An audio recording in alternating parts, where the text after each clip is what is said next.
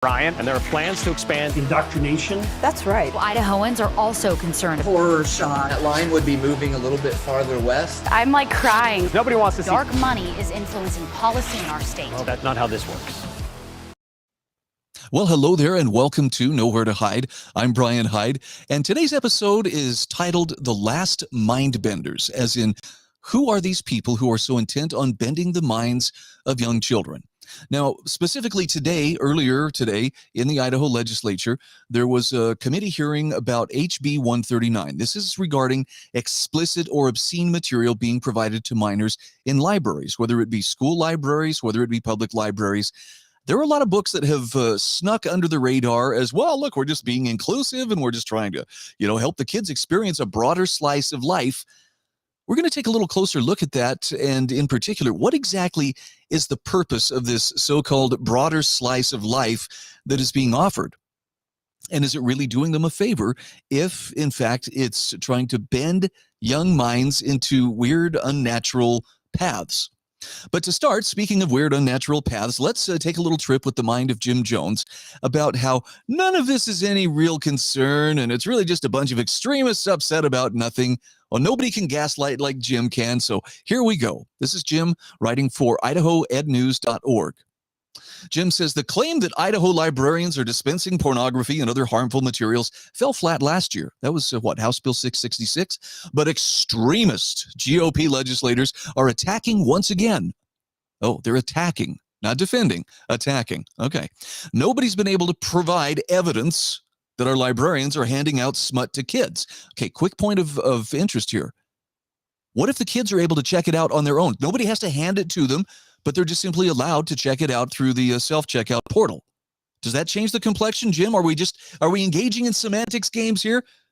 I just would like to pin you down a little bit on that and see if you're just looking for a very narrow definition. Well, unless a librarian hands an actual piece of hardcore pornography to a child, then this isn't really an issue. But Jim, I think you know very well it is an issue for reasons that we will show you in just a few moments. But he says that's beside the point. In Jim's mind, this issue has been popular amongst culture warriors across the country, so it should be good for some political mileage in Idaho. Yes, I'm sure parents only wanted to show up and protest this and speak and perhaps even talk to their legislators about putting some official boundaries in place to prevent their kids getting their hands on this kind of information just because, everybody else is doing it. Why shouldn't I? Or, hear me out, maybe some parents are recognizing there's an actual problem taking place across the country. Anyway, Jim says people in some Idaho communities, only some, have taken the fabricated claims of the national culture warriors at face value and launched protests against their local libraries. Now, I don't know what he considers a protest, but yes, people have definitely spoken up to and registered their concerns with their local libraries. Now, whether just simply registering concern crosses the line to protest, I don't know. But he says some protesters have produced lists of books they want removed from the shelves, but often have not read them or can't show they've been checked out to minors. And oftentimes what he's talking about is parents will ask, do you have these books in circulation? Meaning, are they available for kids to check out? It's not a matter of the book burners showing up torches and pitchforks in hand and, give us the book so we can have a big bonfire. And again, gaslighting us. Jim says, despite failing to show that specific libraries or librarians are dispensing smut to kids, the legislative extremists are back with another bill to address this imaginary problem. Now, in our last episode, we talked about defending the indefensible, or at least trying to defend the indefensible. Jim, open your eyes, take a deep breath, and acknowledge that the books that we're talking about here are very real. So real, in fact, as you're going to see, parents were not allowed to read excerpts from these books in this hearing today. House Bill 139, Jim Jones says, allows people to sue libraries for permitting their kids to obtain material harmful to minors. That's all in quotation marks, like such a thing actually exists, and collect $10,000 plus actual damages and attorney's fees for each instance. Interestingly, the bill would also apply to private school libraries. So if your kid goes to the library to obtain a naughty book, you could really clean up at $10,000 a pop. That is, if the kid could find a book with a depiction of covered male genitals in a discernibly turgid state or something similar. Cherry picking a bit there, are we, Jim? How about we have actual people engaging in deviant behavior and full on sexual acts, You don't seem to want to mention those. I wonder why. Well, he says the statute book itself with that kind of naughty wording might qualify for the $10,000 reward. This isn't about people in government grifting, and taking money that they haven't really earned. This is a deterrence to libraries to keep them from making this kind of material available to minors, especially if they are funded with taxpayer dollars. All right, moving on. The folks unhappy with pornography. Oh, is that all it is? It's just the people who aren't happy with pornography are attacking the wrong target. Libraries don't traffic in pornography. Did anybody say they did? What's being stated here is that libraries are allowing questionable material to be made available to minors. Okay, if somebody wants to get pornography, this is what Jim is pointing out. That's the job of the internet. Why, studies show that from 3/4 to 90% of teenagers have seen pornography online. A person can find explicit sex on streaming services any time of day, any day of the year. And he's right. But is that pornography specifically aimed at underage kids? And is it specifically aimed at trying to twist their minds and bend their minds into asking questions like, gee, am I really a boy when I was born in a girl's body? Or am I gay or something like that? There's a difference. One of those things is providing, some form of stimulation intended for adults. And at least even pornographic websites have the decency to say, if you're under 18, you shouldn't be on this site. But you don't see any such warnings pertaining to this material being provided in libraries. I think that's kind of a big deal. I think that's kind of a big distinction. Now, here Jim, puts on his, but let me say, I'm not going to stand here while America is bad-mouthed speech from National Lampoon's Animal House. I must say that I respect and I admire the valiant librarians around the state who continue to give great service to the public, despite the undeserved scorn heaped upon them by folks who have little knowledge of what's going on in these institutions of learning. Yes, because if these people had a brain, they'd be outside playing with it, right? They don't even know how to read books, right? So condescending. He says the librarians at the Meridian Library District deserve particular praise for their dedicated public service. Apparently, there's discussion of them actually disbanding that particularly library district by standing up for the rights of their patrons, young and old, to access deviant material. They are heroes to me. Please join me in thanking them for their commitment to enlightening the next generation in how to perform oral sex and how to enjoy anal sex. Oh, I'm sorry, he didn't include that, but this is the stuff we're talking about here, Jim, and telling the extremists in the Idaho legislation to leave our libraries alone. Okay, this is typical Jim Jones. Let's shift, the focus to where, they're attacking the librarians. They're attacking the idea of literacy. Nope. It's always been about keeping proper boundaries around kids and making sure that things that are not appropriate according to age are being made available to these kids. Period. Full stop. End of story. I mean, I appreciate the theatrics, Jim, as much as the next person, but the gaslighting is wearing thin. And there's going to come a point where you're going to find yourself, defending, they should have that book on environmentally sustainable penis tucking available in the children's section. I mean, come on. If their parents aren't teaching it to them at home, where are they going to learn about these things? One can only wonder. Now, look at what some of the other folks are saying about this hearing that took place earlier today. This morning, the House Education Committee was hearing HB 139, which would stop the proliferation of pornographic materials in our libraries and schools. Strangely, the chair wouldn't allow the materials in question to be read aloud because it would be inappropriate. Think about what that means for just a moment. These materials, we don't really want people reading this because, that's actually, that's really inappropriate. Oh, but kids, hey, you help yourselves. If you want to know more about it, I'm sure we could make that happen. I want to share with you some testimony from a mother speaking out about why this library bill, HB 139, mattered. Now, actually, it was voted down, but I want you to hear her plea to these committee members and to the people who were making that decision of whether or not to advance it. Oppose this bill. We have worked for 2 years in our community library network. We have shown them sexually explicit material meeting after meeting for 2 years, and they have done nothing. Everything in this bill, we already have policies. We already have all these things. And guess what? It hasn't removed books. But what do you think about Chairman Yamamoto? What do you think about flogging? Because you know what? $10,000 isn't enough. And I think the Savior Jesus Christ said, it's better that a millstone should be wrapped around someone's neck and cast into the sea for offending children. And you know what? You all are supposed to be lawmakers. Why don't you pray to Jesus Christ, who's the lawgiver? Because I can tell you what, he doesn't want these on our shelves. Point of order. And you made a big mistake today. Okay. Well, 139, and you arranged it before this meeting. Order. There's emails. It's all over the place. I'm going to let her do what she's, you know what? I am not upset with you. You, and I see that, and I let you say, now you've had your piece, and now you need to stop. Thank you.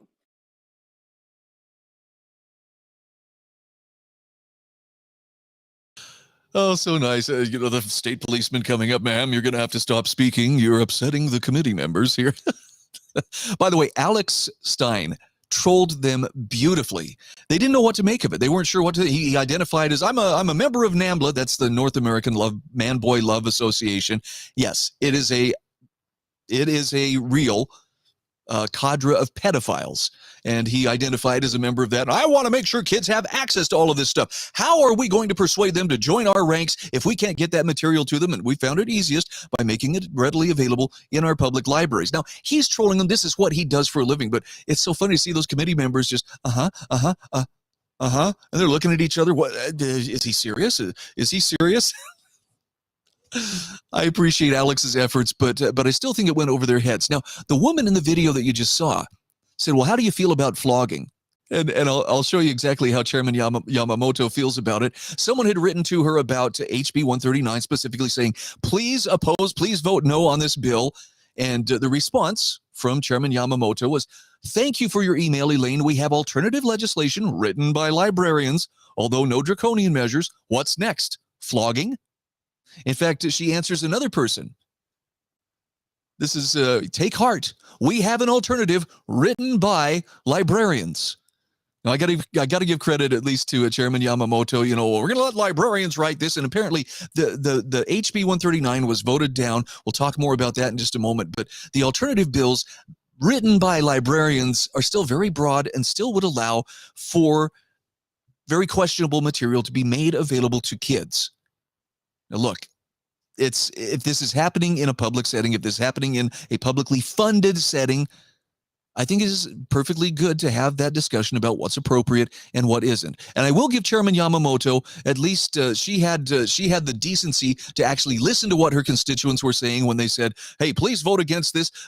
This is really sad. Representative Lanting from Twin Falls received the same thing. Hey, regarding House Bill 139, his response, thank you for your input. I will work to stop vouchers. Yeah. Devil's always in the details, isn't that right, Representative? You just got to pay a little bit closer attention. So here's what a few other folks are saying about this voting down. One bill has teeth in it, defines porn, holds librarians civilly liable for peddling it. The other bill doesn't define it, refuses to hold any public official responsible for putting porn in libraries. Now, this is, of course, before they voted down H139 and the worthless H222. They're hearing that one, I guess, this afternoon, but it was an RS yesterday morning, but Julie Yamamoto put it on the fast track with the intention of killing HB 139, which apparently she succeeded in doing. You got to ask, why is she defending this? Idaho Freedom Foundation points out 6 Republicans and 3 Democrats joined to kill the Children's Protection in Schools and Libraries Act in the House Education Committee. Protecting children from graphic materials in schools and libraries is not a priority in this legislature, or at least they pretend like it's not really a problem. By the way, these are the legislators who voted to keep this deviant material available to children. All 3 Democrats on the committee, plus Yamamoto, McCann, Garner, Souter, Nelson, and Representative Lanting. Now, you got to ask at some level, look, I know it's easy to just throw them under the bus and say, oh, they're a bunch of perverts, for doing this, but why are they trying so hard to defend this sexually explicit material? And it's not just your run-of-the-mill, it's like, Dad's Playboys or somebody's Penthouse magazines that the kids could stumble across in the past. This is very carefully targeted to kids with a message of, hey, not only is this particular kind of gender-bending adventurism acceptable, but hey, you might actually be a candidate for, the latest flavor of the month in terms of, what's my deviancy. And plus, there's also the experience of a father. Here's what Ryan Spoon says. He says, these Idaho reps voted to keep porn in the kids sections of our public schools and libraries. Now, as a test, he had his 11-year-old daughter use her library card to check out several pornographic books from the Meridian Library. She was able to check out at the self-check without her dad. And it's funny, one of the respondents to that is, really? You let your daughter check out pornography? To which Ryan Spoon responded, yeah. If you find that shocking, then you see the problem here with making it available to kids in the first place. Now, he took the books away from her as soon as she checked them out and put the books back. It doesn't have to be a librarian just handing it to him. Here, kid, I know what you came here for. You came here for the good stuff, the stuff we keep, behind the desk here. No, it's a matter of making it available in the first place. Why does this have to be made available to kids? What effect is it having on kids to be pushing this kind of very graphic material on them at earlier and earlier ages? We'll come back to that in just a moment, because first, I'd like to swerve into another bill that's under consideration, and Clark Corbin is pretty upset about this in the Idaho Capital Sun. New bill in Idaho legislature would restrict minors from attending drag, burlesque, and strip shows. Oh! Can you believe it? If passed into law, legislation would prevent drag, burlesque, strip shows, and other shows from being held at public facilities and using public assets. All right, let's take a little closer look. What exactly is at stake here? The Idaho legislature's House State Affairs Committee introduced a new bill on Monday that the bill's author said would restrict minors from attending so-called sexual exhibitions. That includes drag shows, burlesque performances, erotic dancing, and stripteases, even with their parents' consent. If passed into law, Idaho's new bill would also prevent drag, burlesque, strip shows, and other shows from being held at public facilities or using public assets, including at city, state, and county parks and city, county, or state-owned venues, concert halls, or performing arts centers.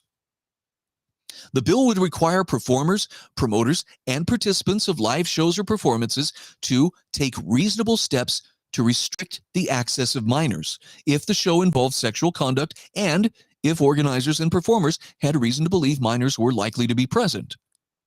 See, I'm sorry, that sounds very reasonable to me. If you're building a show around some kind of sexualized performance, yeah, keep the kids out of it.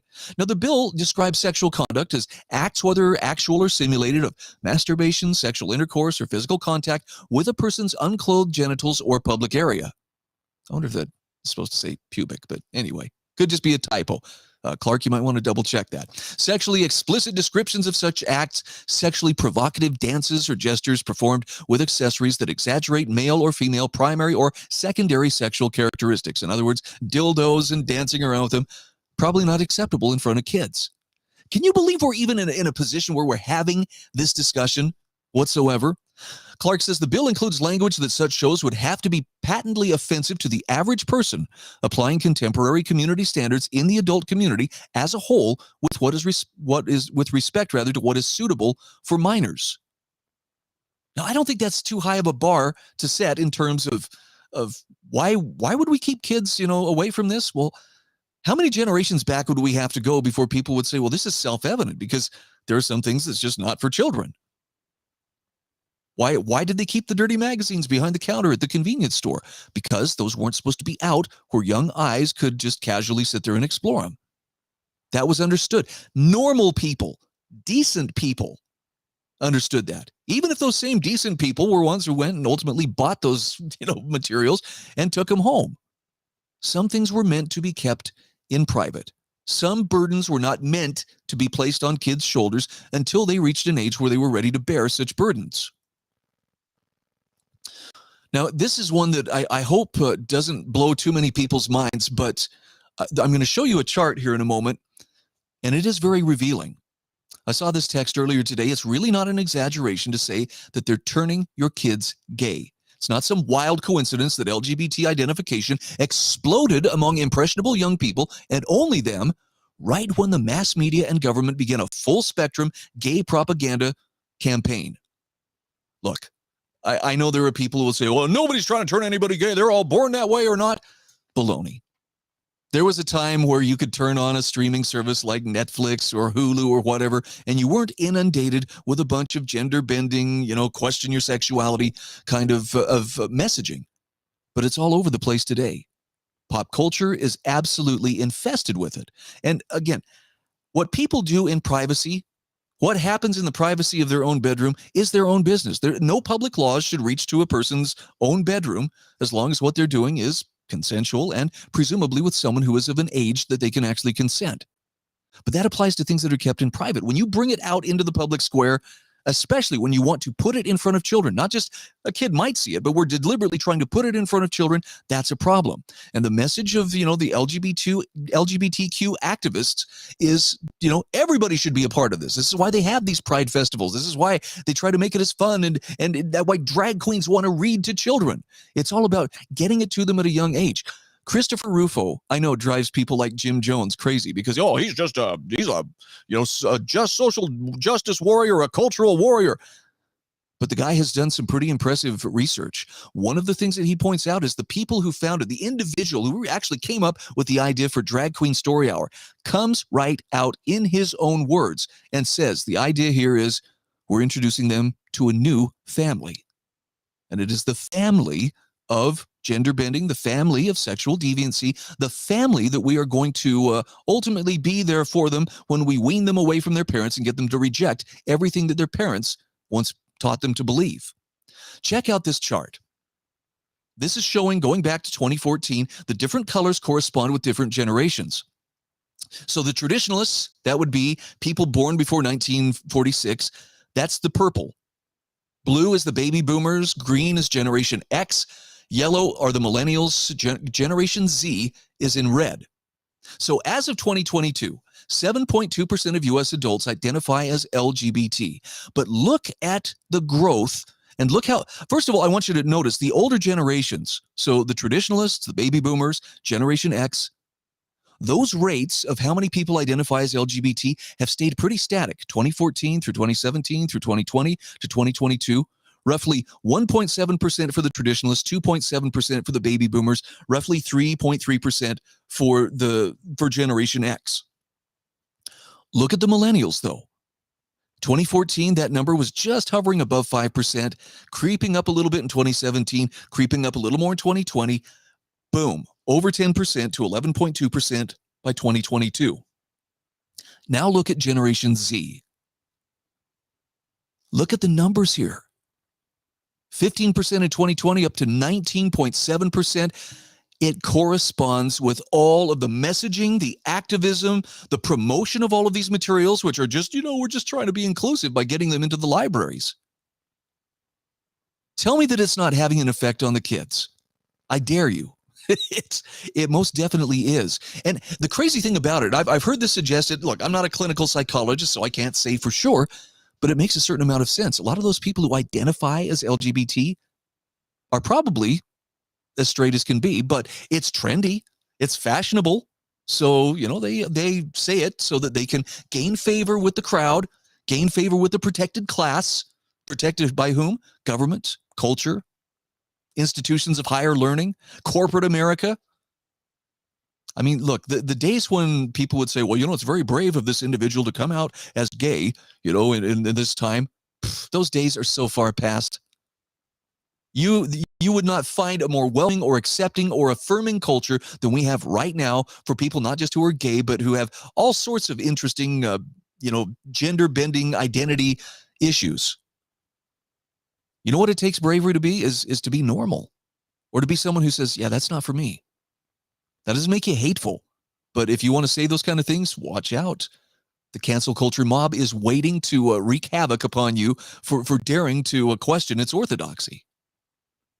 Maybe this is one of the reasons why school choice is becoming more and more imperative. Now, earlier this week, sad to say, the school choice bill that was before the Senate was argued and then voted down by senators. And by the way, it's funny because there was a message, I believe, it was like from the teachers union saying, "Thank you to the Democrats who helped stop this school choice bill," or school voucher bill, whatever they were calling it. And I thought, they're talking to the Republicans who voted for this too. I'm going to give you just a quick update. This is courtesy of the Idaho Freedom Foundation. I believe this is Anna Miller as well as Caitlin Shepard. Your name escaped me for just one moment. They wrote about the school choice prospects still alive in Idaho, even though there has been a significant setback. So the article goes into more detail than I'm going to, but the House Education Committee entertained presentations on 3 draft bills showing that efforts to give Idaho students at least some form of school choice are still alive, in spite of the one being voted down, Bill 1038, yesterday on the Senate floor, where 23 senators voted to kill that bill, which was a universal education savings account bill. Some of the reasons given, by the way, well, it would have expanded government and expanded its costs. No, it would have just allowed parents to have a say in where that money that's already been allocated is going toward their child's education. It's about control. This is not about doing right by the kids. This is about we've got to prop up the system at all costs. 12 conservative senators voted to send that bill to the House, but 16 Republicans joined the Democrats to kill the bill. Now, the bill would have created an education savings account, or ESA, program that would have been open to all K through 12 students and given each participating student about $6,000 annually to customize his or her education. It was modeled after Arizona's highly successful ESA program, which has been empowering students for more than a decade. Now, the article goes into details about the 3 alternatives. One of them is somewhat viable, but very, very limited. The other 2 are largely meaningless rather. The article here goes on to say that after the presentations, Chairman Julie Yamamoto indicated that the draft bills would return to the committee on Thursday for formal introductory hearings. If printed, the bills would be added to the committee's agenda for further discussion and debate. Today's presentations indicate that interest in passing some form of school choice is alive, but it seems unlikely that Idaho's legislature will empower every Idaho student with full education freedom this session. That's bad news for Idaho families. Every kid deserves the opportunity to access the educational services that work best for them. Here's to hoping lawmakers support the next best school choice proposal put before them. I don't think this is going to go away anytime soon. And I know some people, is that a threat? No, it's the reality. Parents see what is happening. Parents recognize the kind of, I'm trying to be kind and I'm trying to be somewhat diplomatic in what I'm saying here, but the kind of debauchery that is being promoted to their children, sometimes through official sources and sometimes through other ways. But when it's being force-fed to their kids or stealthily made available to them through the schooling systems that are run by the state, absolutely, you better believe, educational choice is going to become a bigger and bigger issue. So the establishment may have closed ranks and they may have killed off Senate Bill 1038, but this issue is not going to go away. It will be back. Other states have found ways to make it work. I'm sure Idaho will as well. And in the meantime, the Mindbenders out there, the people who are so determined to twist kids' minds, continue to try to hang on with everything they have to that fleeting power that they feel slipping away from them. I sincerely hope that it slips away sooner than later and that parents have that opportunity to really do what's best for their kids in every area of concern here. I'm Brian Hyde, and this is Nowhere to Hide. Are biased, the Idaho Press Club are biased, all media, newspaper, radio. To be completely blunt here, Brian, and there are plans to expand indoctrination. That's right. Idahoans are also concerned. Horror shot. That line would be moving a little bit farther west. I'm like crying. Nobody wants to see Dark money is influencing policy in our state. Well,